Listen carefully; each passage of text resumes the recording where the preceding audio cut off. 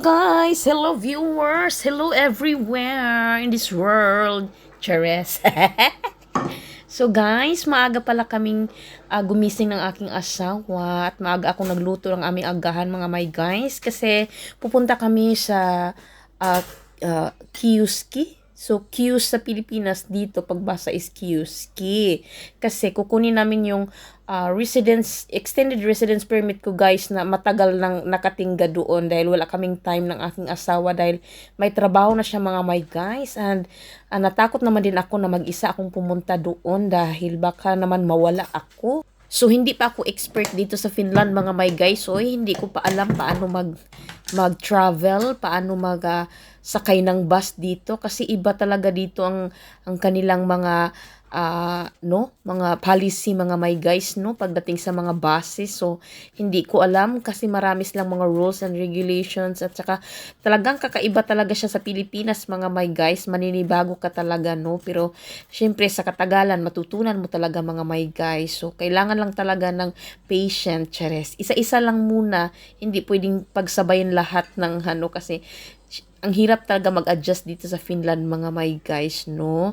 So, dahil dumating siya kahapon, Friday, so ngayon is Saturday, so ngayon namin kukunin, mga my guys, no? So, kakain muna kami ng agahan para hindi naman kami gutumin doon. Actually, hindi naman katulad sa Pilipinas na maraming pila, mga my guys, dito. Kasi na-experience ko talaga dito, mga my guys, mga hospital nila, mga government IDs or what else or everything. No, wala ka talagang makikita mga taong na nagpipila, mga my guys. So, napaka-smooth ng nila dito, mga my guys, pag kumukuha ka ng mga requirements and everything. So, ayan, papunta na kami, mga my guys, para kukunin na namin ang aking extended residence permit dito sa Finland, mga my guys. So, buti na lang talaga, mga my guys, at hindi ako nahirapan mag-apply ng extended residence permit, mga my guys, no? Napaka-smooth lang ng process at hindi gaano kahirap mag-fill up doon sa Inter-Finland, mga my guys, sa tulad nung una kong first residence permit ko, mga my guys, no? So, yan, nagantay pa kami dyan, mga my guys, dahil ang tagal, mga my guys. So, akala namin, Diyos ko naman, may pipindutin pala para pumunta yung tao. Nakakaloka, mga my guys. So, ayan na nga. Tinawag pa nung lalaki yung talaga na in charge para ibigay sa akin yung aking extended residence permit, no? So, kailangan ko talaga yung asawa ko, guys, kasama ko sa lahat ng bagay. Kasi, syempre, kung ako lang mag-isa at yung nakaharap ko ay hindi marunong mag-English. Kasi mostly mga Finnish, mga my guys, hindi sila good in English, mga my guys. Ako naman, hindi rin ako good in English. Hindi ako fluent, you know. So, nag-English ako dyan, guys. Buti may backup ako, yung asawa ko. Kasi hindi pala marunong mag-English ang naka-assign para dyan. So, ayan.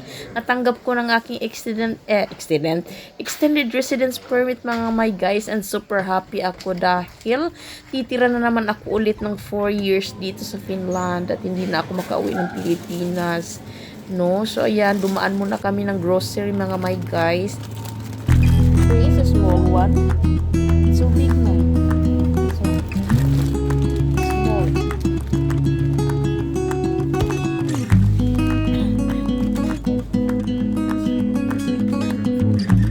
Yeah, for everything.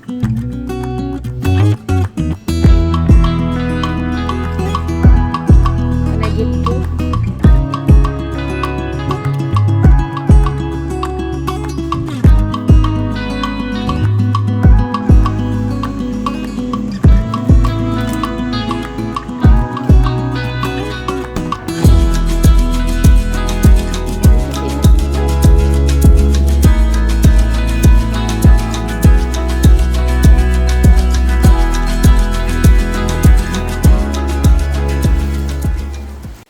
So, ayun, mga my guys, nakauwi na kami ng bahay, mga my guys. So, naglalaba pala ako kaninang umaga at nakalimutan ko siyang isampay, mga my guys. Oh my God.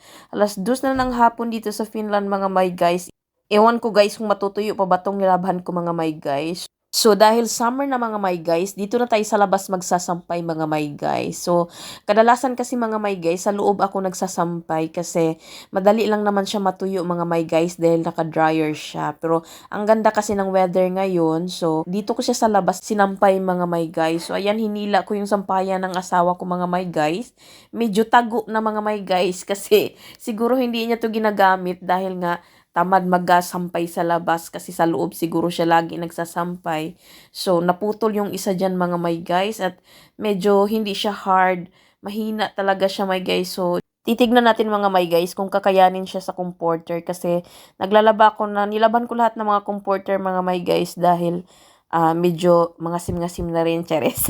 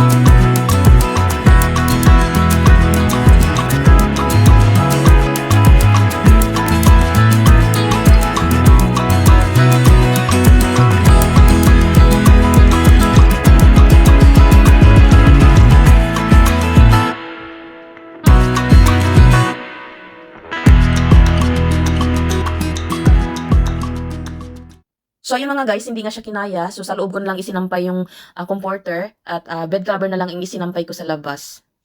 So, hello mga guys! It's merienda time. So, magme-merienda na naman kami ng aking asawa mga my guys.